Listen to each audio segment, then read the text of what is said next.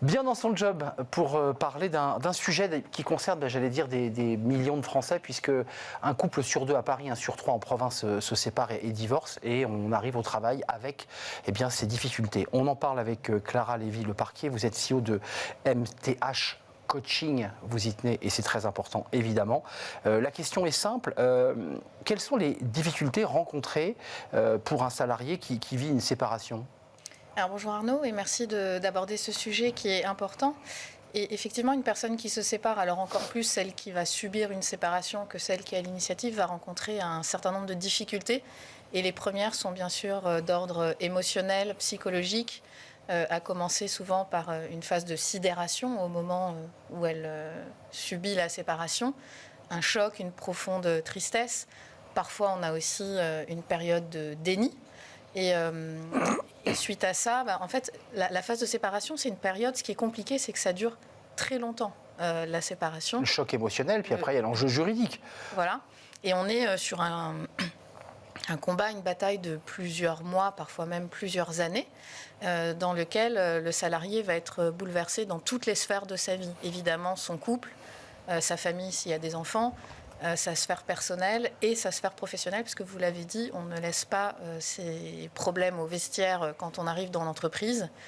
Et donc, ce que va ressentir un salarié, c'est une profonde tristesse, souvent beaucoup de colère, de la peur aussi sur l'avenir, parce que c'est toute une nouvelle vie qui démarre et qui est parfois subie, parfois choisie.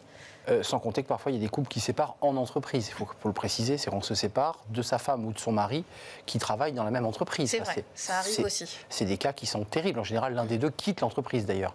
C'est vrai. Un mot quand même sur la notion d'engagement, parce que vous évoquez, là je dirais, les symptômes, les conséquences d'un divorce sur le plan émotionnel, psychologique.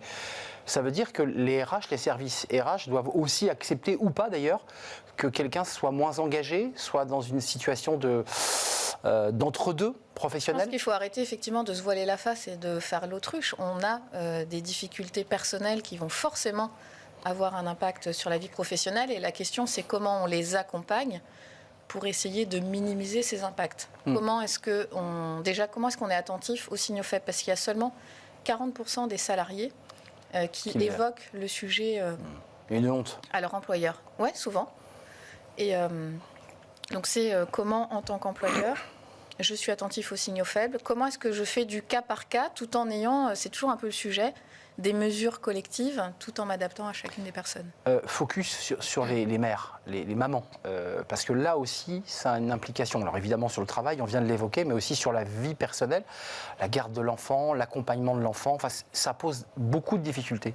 Les femmes, effectivement, sont beaucoup plus exposées et vulnérables dans des situations de séparation. C'est souvent la mère qui a la garde exclusive de l'enfant, alors soit uniquement pendant la période dite provisoire, le temps que le divorce soit acté, soit après le divorce. C'est seulement 12% en 2020 ou 2021 des divorces qui étaient suivis d'une garde alternée.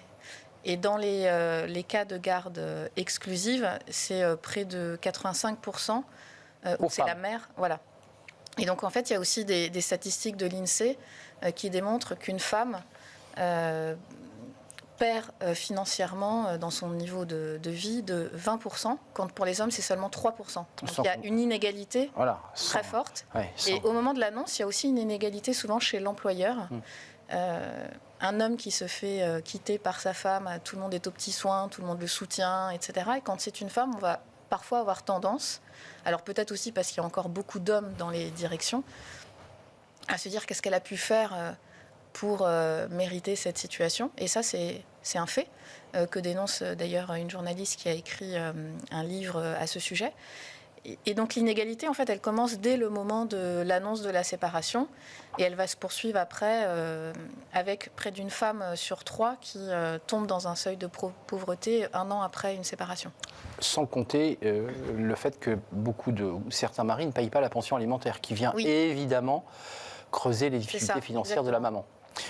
Juste avant de nous quitter, concrètement, qu'est-ce que peut faire une entreprise? Parce que vous dites, il faut évidemment ne pas faire du cas par cas et faire du global, mais en même temps s'adapter. Qu'est-ce qu'elle doit faire? Alors déjà, Savoir être à l'écoute, qu'on soit le RH ou qu'on soit le manager. Donc ça veut dire accompagner les RH et les managers à pouvoir avoir cette posture d'écoute active, de bienveillance, faire preuve d'empathie pour bien comprendre quelle est la situation de la personne, quels sont ses besoins, quelles sont ses attentes. Ensuite, proposer de la flexibilité dans les horaires, dans l'organisation du travail. Proposer aussi des aides financières, ça existe. On peut faire des prêts, on peut faire des avances sur salaire. Il y a le CSE aussi qui peut intervenir pour aider financièrement, on peut aider à se reloger. Et puis parfois, il peut y avoir de l'assistance juridique aussi de la part de l'entreprise. Et il serait temps de se dire que l'entreprise devrait s'organiser en fonction des personnes les plus vulnérables et ne pas essayer de faire rentrer les personnes les plus vulnérables dans une culture et une organisation qui n'est pas faite pour elles.